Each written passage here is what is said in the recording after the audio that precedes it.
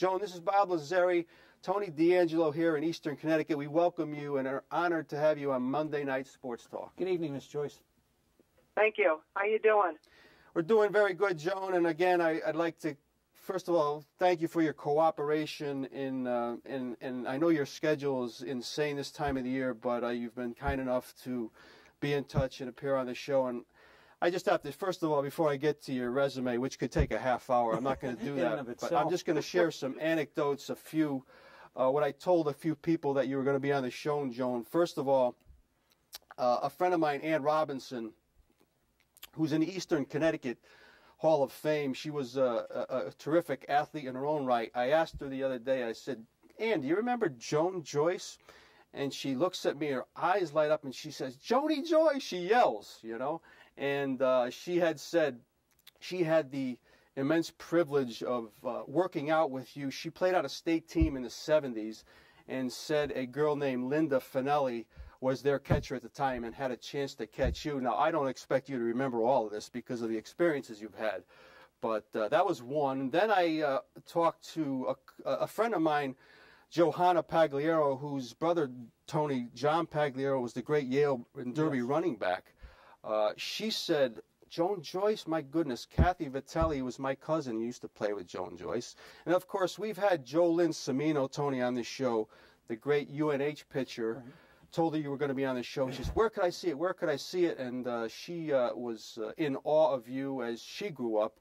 So just a personal couple things to make you feel good, and Joan, and make you know that people up here still remember your exploits and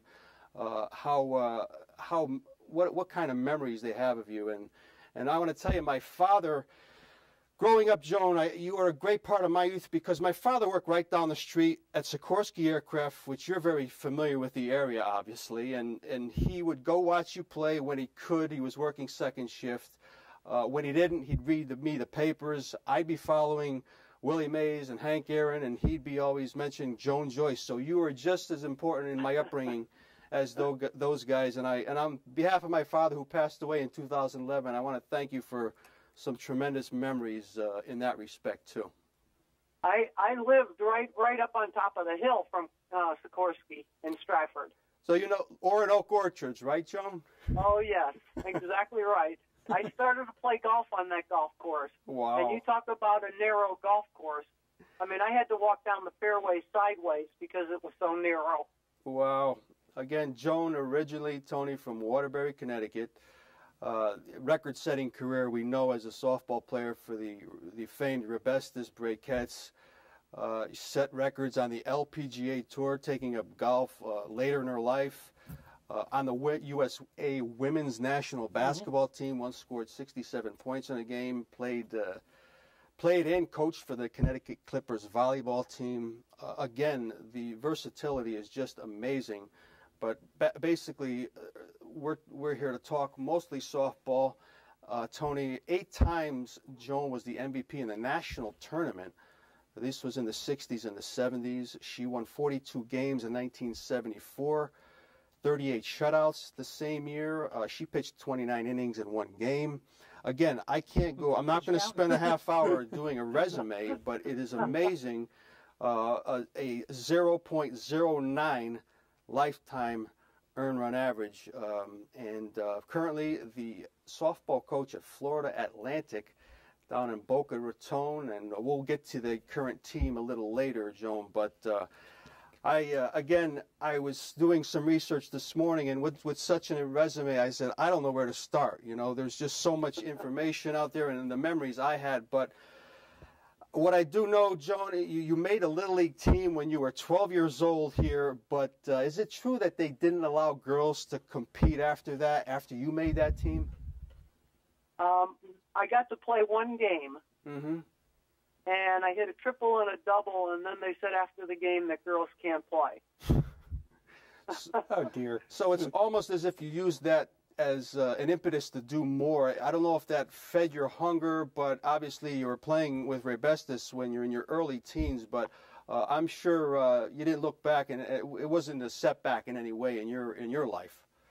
No, not at all. I used to get down to City Mills Lane, you know, just down the street from where we live. Right. And my brother and I both played, you know, worked out with the Little League teams there. And so they decided they were going to have me play with them, and we did for one game. Mm-hmm. And you find yourself on the Breakettes as a young teenager. By the time you were 16, Joan, you go 11-1, and this is what really interested me, Tony. She was using the traditional windmill delivery at the time. Then a man by the name of Cannonball Baker helps you change all that to the slingshot. Explain to our viewers, Joan, what was that all about?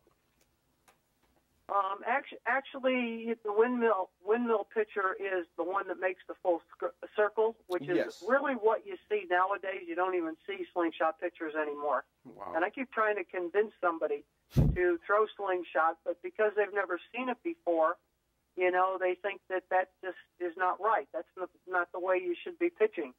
But anyway, Cannonball Baker was putting up some buntings on our field for a Little League opening one afternoon, and we were practicing in the morning, and I was down pitching. And he was kind of watching me from the pole, and he hollered down to me, and he said, "Hey, Joan," he said, "have you ever tried to throw slingshot?" And I said, "No, I don't even really know what that is or how to do it." So he came down off the ladder and came out, worked with me for about 15 minutes. And he said to me, he said, "You know," he said, "I think you would be a better pitcher if you went to slingshot." And from that moment on, I just switched over to slingshot, and it made the biggest difference in my career. I messed around for a couple of years throwing both ways, and decided that throwing slingshot was much easier to throw the rise ball, and so that's why I stuck with it. I was just going to ask, Joan, the main difference, is there less action with slingshot? I mean, less arm movement? Well, the windmill is just a complete circle. Yeah. You know, starting in front of you, complete circle all the way around. Slingshot is just starting from the start and just turning and going backwards and then coming forward. So there's no circle, just back and through. So we continue to see everyone doing windmills to this day. Correct. Wow. Yes. Well, if they're not going to listen to Joan Joyce, maybe it's not going to happen, Tony. But again, folks. Yeah, it's just because they don't see it. Maybe I mean, that's you know, it. back when I played, there were a lot of slingshot pitchers. There were a lot of figure eight pitchers that were very, very good. Bertha Reagan-Ticky was a figure eight pitcher. You know, you go around behind your back and then come out. And Bertha was, I mean, she was phenomenal. And, you know, I mean, there was a gal by the name of Marion Fox who was also a figure eight pitcher around behind her back and through from Canada. And she was also very, very good. You know, so there were many different styles when we played. Now it's just basically all windmill.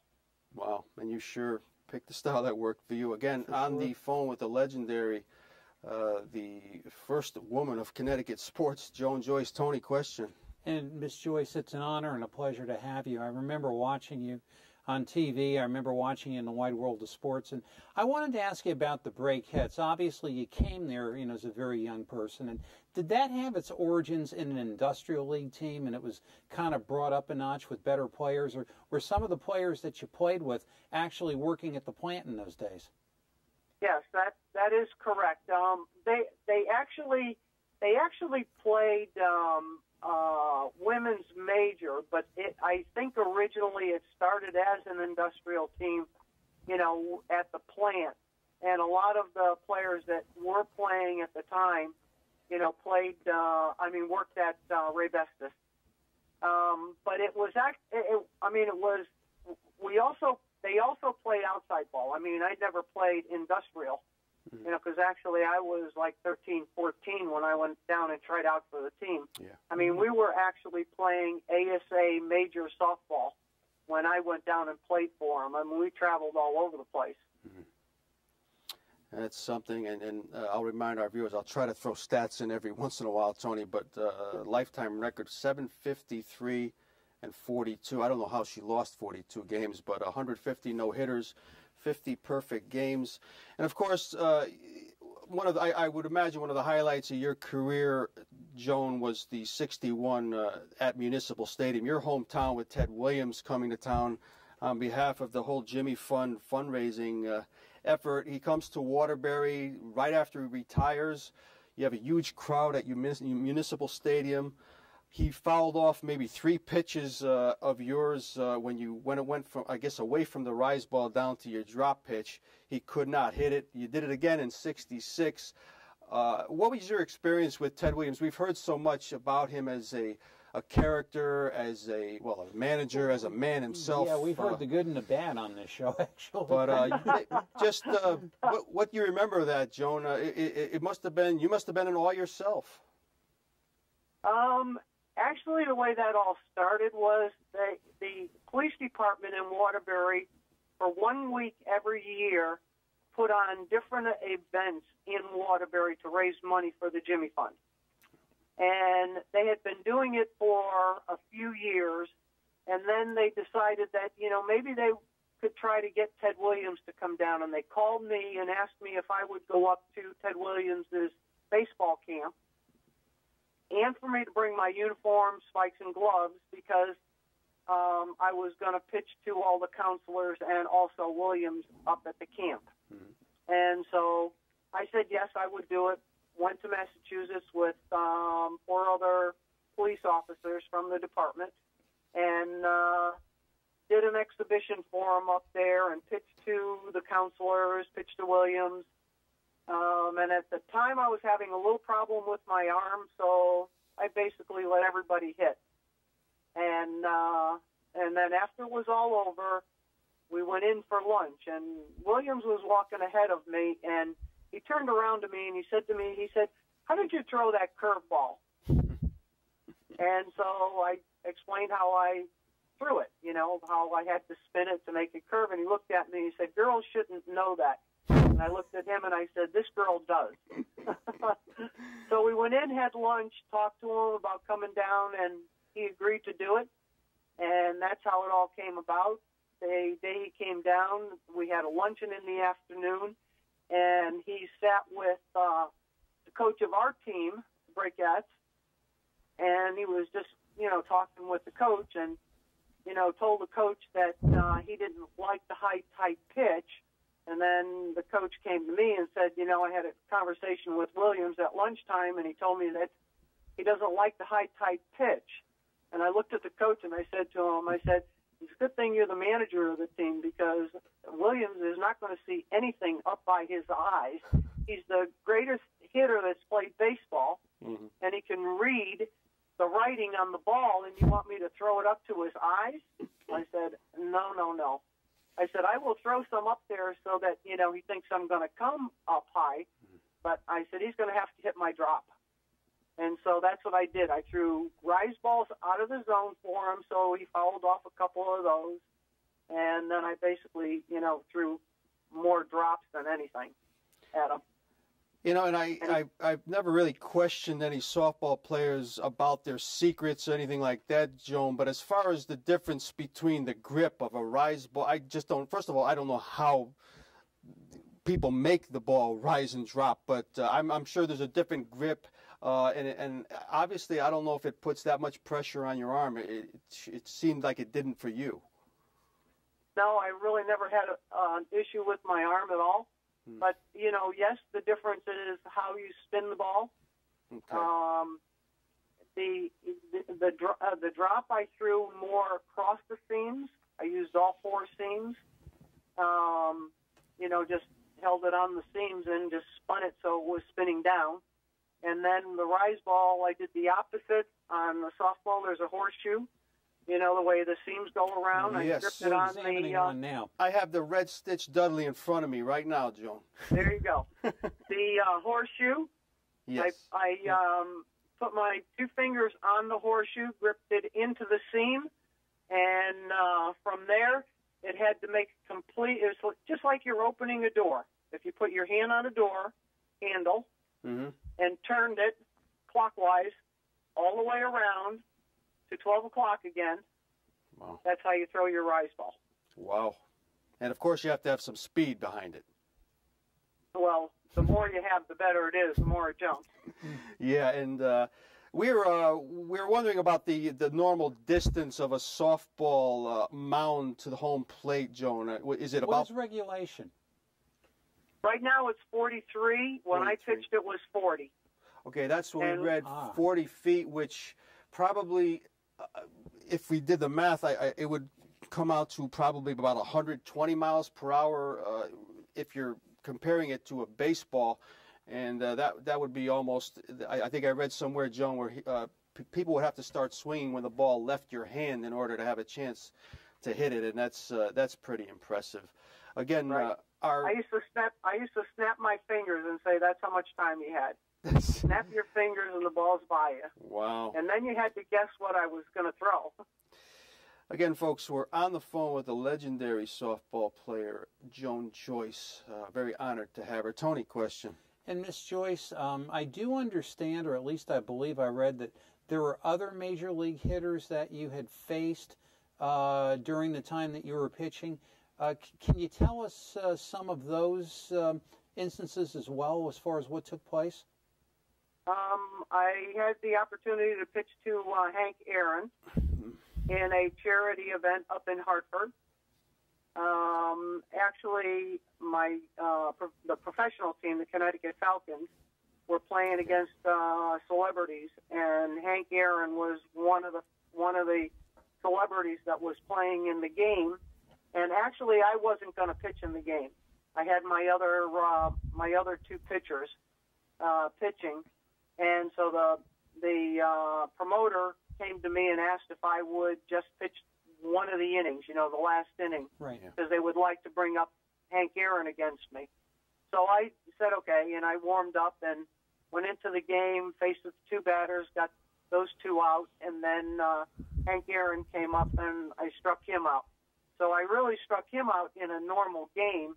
Mm-hmm. The time I pitched to Williams, it was an exhibition, and I threw a lot of pitches to him until he finally threw the bat down and said, "I can't hit this." But other than that, I pitched to Paul Blair with the Yankees. Yes. Yeah, at the Superstars. But, I hadn't been pitching for 6 months and, just picked up a ball and went and pitched against him. And in fact, I don't even remember how, what happened in the exhibition that I did with him. I'm sure he probably hit it because I hadn't thrown for so long. But the person that was supposed to come was Carl Yastrzemski. Mm-hmm. And they had asked Carl Yastrzemski to come down and hit against me at the Superstars.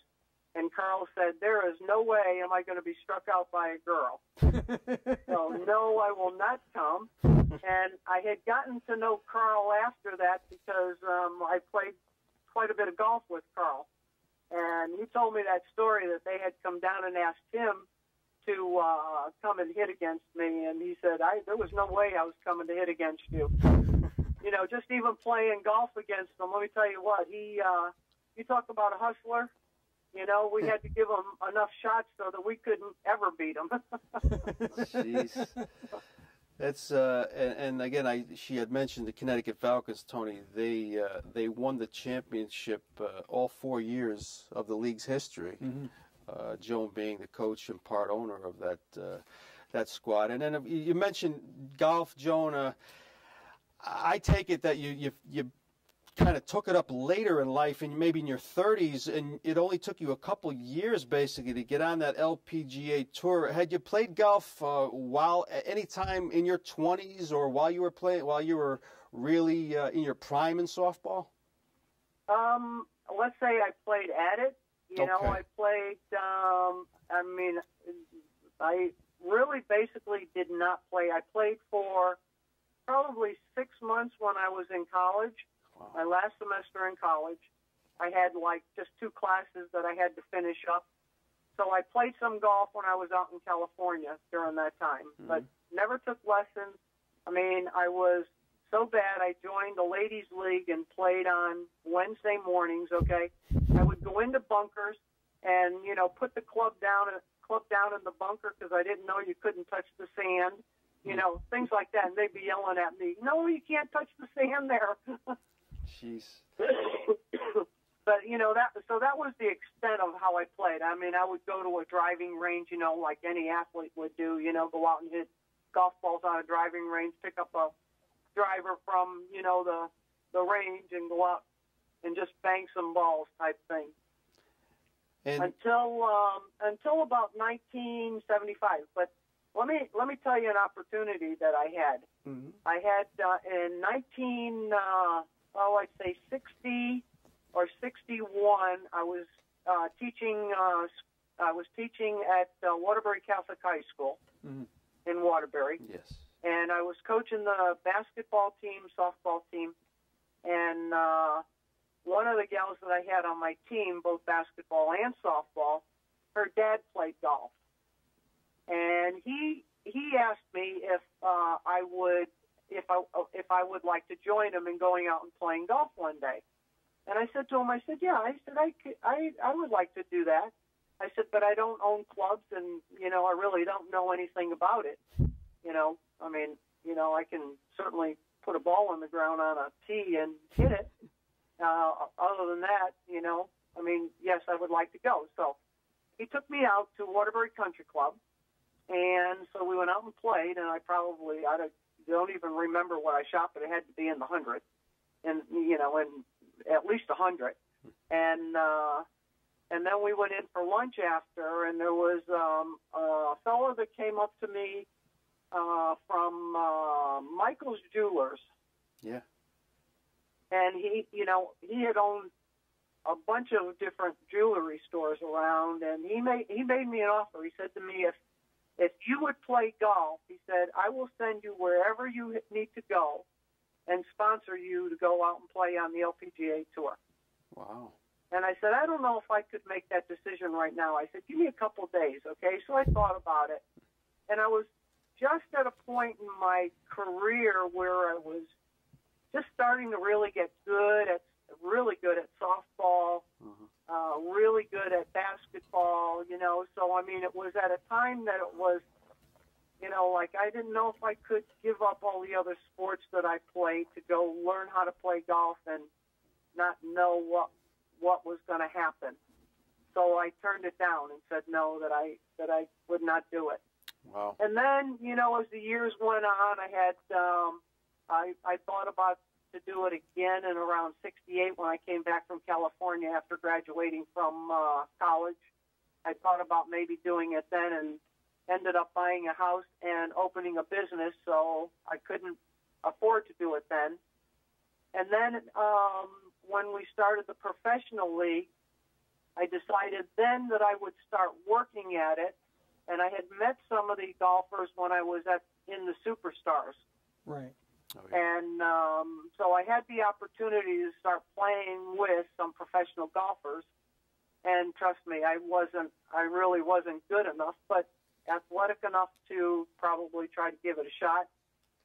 And then I had the opportunity to go ahead and do it, and started to work at it when I was playing with the Connecticut Falcons, and actually went to the qualifying school our third year playing softball with the Falcons. So it was 1.5 years before we ended up, stopping the pro league from playing. And then I just went and qualified to get my card and received my playing rights to go play on the LPGA Tour, went through the qualifying school and qualified, and continued to play professional softball for the rest of that half year and then one more year. And then we put the pro team to sleep, and that's when I officially went out and started to play full-time on the tour. On the tour from 77 to 94, Tony, she had a few top 10 finishes. She shot a 66 and is still listed in the Guinness Book of World Records for the lowest number of putts in a round that happened at the 1982 Lady Michelob. 17 putts only in a single round of golf. So an amazing adjustment to golf, and Joan was known to drive the ball upwards of 280 yards, and at that time, Joan, not many women were hitting the ball over 250 for sure. No.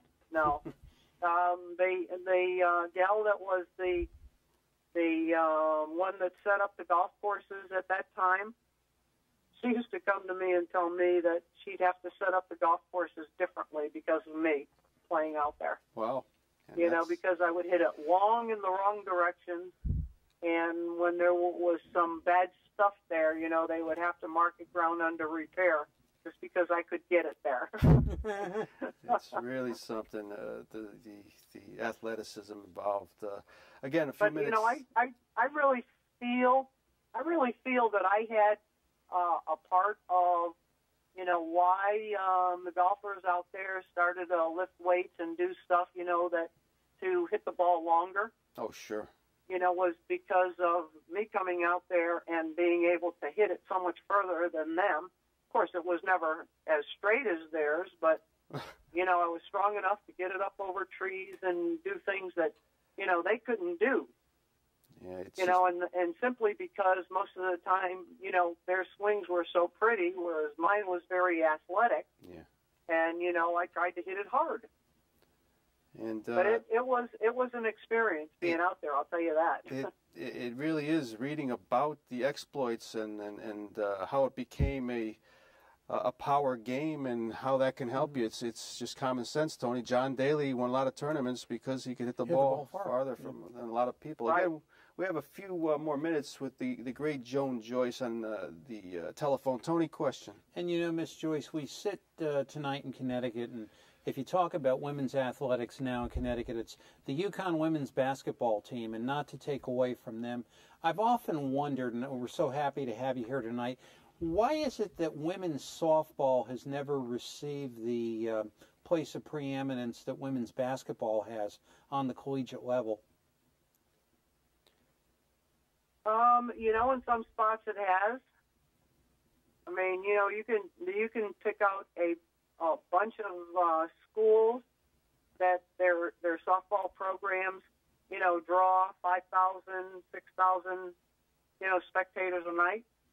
You know, so it depends on which part of the country. You know, like in Arizona, at Arizona State in Arizona, UCLA, they draw really big crowds. Fresno State, you know, they have the College World Series, and it's sold out. Yeah. You know, the whole event is sold out before it even starts. Mm-hmm. You know, so it's gaining, but I think that, you know, and I don't know why, because when you get people to come and watch women's softball, they love it. Oh, it's great. I mean, it's a great game. fast game.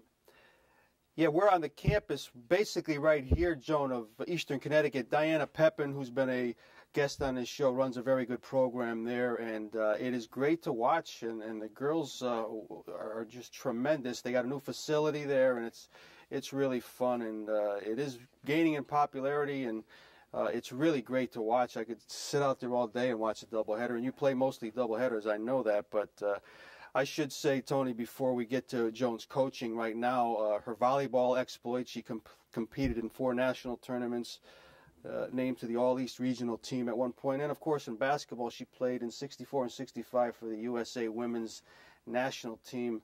Scored 67 points in a game in 1964. Wow. A 3-time Amateur Athletic Union All-American player. We can't touch on everything, Joan, but we're trying to get through as quick as we can here. But and then you've been the only coach ever in Florida Atlantic history, 5-time ASUN Coach of the Year. I should say, Tony, you remember back in the day, Mattituck Community College. Yes, I do. Joan did volleyball, basketball, and softball there. Then before that, Brooklyn College, now LIU. Mm-hmm. Did basketball, softball there, so the resume keeps going. But as far as the Florida Atlantic Owls, the 6 straight NCAA appearances at one point from 99 to 2004. She won 62 games in 2002, which led the nation. This year, Joan, 12 and 15. I see Colgate coming to town tomorrow down there for a doubleheader. You've never had a sub-500 record, but I noticed that you only have 3 seniors out of the 19 players you have now. Very young squad. Very young. But probably one of the best squads that we've had in a number of years. You know, so far our season, you know, has been, I really can't say a disaster because I'm not discouraged by it. But, you know, we have a young team. We have a great defensive team. You know, there's been like three or four things that really have hampered us just a little bit. You know, with the younger kids, our base running hasn't been terrific. Our pitching staff, even though they have experience, what we're experienced is that we can't come up with the correct pitch or the pitch that we need to put away teams. You know, we can be up in a game and have 2 outs, 2 strikes, a runner on second base, 2 strikes on the batter, and it happens game after game that we don't get that girl out. I'm thinking that we should just walk that kid and then just try the next batter to see if that works. But we give up the one pitch, and they'll get a base hit on it, and they'll either tie the game or score 2 runs or whatever it is, okay? We just can't come up with that one pitch. And I'll bet there's been 5 games that's happened in. Yeah, and you've played, I know you played mostly tournament games. You were in Tampa and Boca Raton for most of the season so far, and I'm sure as these girls under your tutelage, Joan, I know they're going to get better as the season goes on, and I expect you to finish over 500. But this is a squad, as you said, if they're that young, you have a pretty few good years ahead. I would surmise. Yeah. We're mostly freshmen and sophomores in the lineup. I have 2 seniors that are in the lineup. Unfortunately, the 2 seniors are very key players in our lineup. They're 2 pitchers, but I have a couple pitchers coming in next year. One from Florida who was, I believe, Florida Pitcher of the Year last year, and also got a left-hander coming in from Chicago area. Wow. So hopefully they actually the year after we have a commit from Connecticut. Very nice. Yeah. I'm sure you've heard of the exploits of Rachel Fico up here, Joan. She went to LSU. Well, you know, I was close to maybe getting Rachel to come to our school. Oh, wow. I remember the recruiting battles, but the numbers she put up here were incredible. I got a chance to meet her once, but yeah, I know your paths crossed for sure. Tony, question? Yeah, and I'm curious, Ms. Joyce, as far as your coaching today, now you're dealing with the athlete of 2013, and you've been around softball for many, many years. What are you seeing in today's athlete that maybe you like that you didn't see in older athletes, or maybe that you don't like, that you wish they kind of had more of the old school vinegar, as it were? Right. That's mostly what I'm seeing, okay? That, you know, number one, they're not very competitive. You know, in my opinion, they play too many tournaments that are showcases, and it doesn't matter what happens in games. I mean, we'll lose a ball game in 2 minutes after they walk out the gate. It's like, you know, where are we going to eat? Yes. You know, the one that gets mad is me, you know, because we just lost the ball game, and, you know, they're just on to the next thing, you know. You know, so that's one thing that I don't like. But other than that, they, you know, I mean, they play the game pretty well, you know, and I think it's also, you know, there's so much going on nowadays for, you know, young kids. Yeah. I mean, between televisions, their iPhones, their computers, their, you know, whatever I mean, you don't see kids walking around anymore without a phone in their hand. You know, in another couple of years, they're not even going to be able to communicate with each other. It'll all be by text.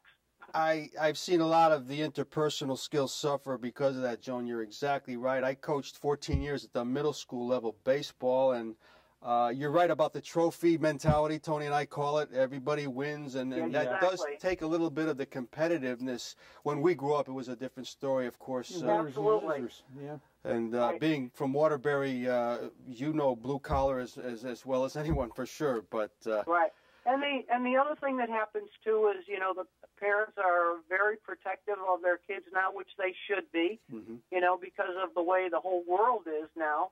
You know, I mean, back when I grew up, you know, I mean, it was no issue for, you know, my brother and I to go down to the park every night and play. Oh, yeah. Okay, now you don't ever see that. You don't ever see kids going, you know, out and playing, because they need to be playing at a park where there's no umpires and no parents around, you know, so they can learn to play, you know, that sort of thing. You know, they especially girls. Girls don't watch baseball on TV. They don't watch softball, you know, so they come in, you know, and they go through playing 12 and under, 14, 16, 18 and under ball and get recruited to go play in college. Well, they come in, they can catch, they can throw, they can swing a bat, okay? But playing the game, the knowledge of the game itself, they have no clue how to play. Very true, and it's just it's a different society, Joan. Tony and I will be driving in a car and see empty playgrounds and empty ball fields. And when we were kids, we would literally probably just salivate if we ever saw anything like that. But it is a different society. You're right, and sad to see, because my goodness, it takes us back to those days. Tony, final question. Yeah, I would just like to ask Miss Joyce, out of all of the things she's ever done in whatever sport and whatever endeavor, what is the thing you are the proudest of? Well, there's probably a lot of things. I could probably go on for half an hour. I know you can. Pick anyone. But, you know, the 17 putts was amazing. Yes. Winning our first world championship, you know, at Ray Bestis in, I think it was 64. Yes. The U.S. had lost the first two. They had started them 8 years before that, and the U.S. team had lost the first two. I was on the wrong team each year. Actually, I was on the Breakettes when they were to go play in the first world championship, but I had moved out to California, and I was then playing with the Orange Lionettes, so I didn't make that trip with them. And then the Orange Lionettes, when I came back to Connecticut, the Orange Lionettes beat us in the national championship to go on the second one. And the U.S. team lost both of them. But then we won in 63 and played the championship in 64 at Ray Bestis, and we won that. So, you know, that was a highlight. And I guess the biggest moment in that whole tournament for me was the playing against the Australian team, who had run-ruled all of the other teams in the tournament, and it's probably the only time in my career that I ever went and sat behind a team to watch them hit, you know, because I had been watching them beat everybody up by a lot of runs, went down and watched them hit, had to play them the next night, struck out 20. I walked one, and we picked her off of first base. So that was a highlight game for me. Wow. Winning our first national title in 1958. That was a highlight. Coaching at Florida Atlantic, we had won 8 straight championships. Yes. And then lost one, and then won the next one, and then went into the Sun Belt and won the first one in the Sun Belt. You know, so that was a real good run. Being ranked number one in our region in the 62, I guess, not 62. Whatever that year was that we won the 62 games. That was 2002, Joe. 2002, yes. Right. That year I had an All-American pitcher, and going into the regionals, we were ranked 1 in the regionals, and we had moved from 20 to 10 in the country, so we were ranked number 10 in the country. Wow. That pitcher, Nicky Myers, was that Nicky Myers? That's who it was. Wow, exactly right. Big name in softball. Yes, Joan. Oh, my goodness. Well, Tony, you put her to the test with that question. But it's a multi-part answer. That was, I should but just... let me tell you one thing. Yes. Okay? Out of all the sports that I played, my favorite and best sport that I played, everybody that grew up with me, you know, and I consider my father being an expert in that field of being able to pick out good athletes. Everybody that I played ball with early on, played basketball and softball with, everybody said that I was a better basketball player than softball player.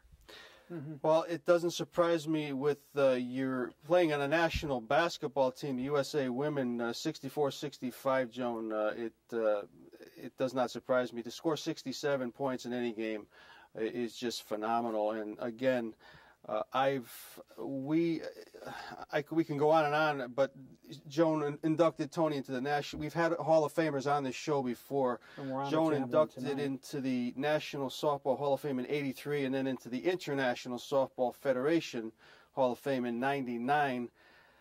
We've had Hall of Famers on, as I said, but I've not enjoyed talking to anyone more than Joan. And all I could say, Joan, is we've only scratched the surface. Maybe we can talk next year at this time. But in the meantime, I will be in touch and following your team down there. And who knows, if we get down there someday, maybe we'll stop down and say hello. But again, continued good luck to you. And certainly, it's been an honor and a privilege to have you here. And we were truly in the presence of greatness tonight on our show.